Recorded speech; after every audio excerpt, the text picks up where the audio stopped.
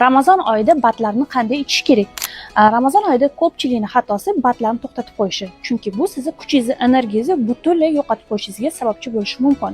Lekin qanday ichish kerakligining ham o'zining sxemasi bor. Misol uchun bizda qo'shimcha batlarda bu vitaminlar, minerallar kiradi. Aynan vitaminlarga esa vitamin A, D, E, K, omega 3 mahsulotlari kiradi va ular yog'da eriydigan vitamin bo'lganligi uchun yog'da eriydigan mahsulotlar bilan qo'shib ichish tavsiya qilinadi. Bunga misol uchun sariyog', tuxum sarig'i yoki yong'oqlar bo'lishi mumkin va aynan shu vitaminlarni saharlik vaqtida ichganingiz ma'qul bo'ladi.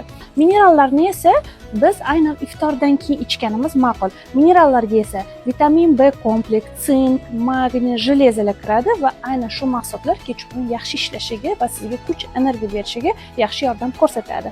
Yana bir narsa, har bir vitamin ham mineral ham suv bilan birga yaxshi ishlaydi.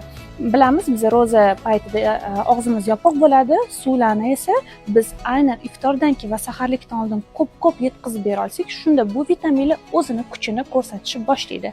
Agar sizga yana ham foydali ma'lumotlar qiziq bo'lsa, meni sahifamga obuna bo'ling.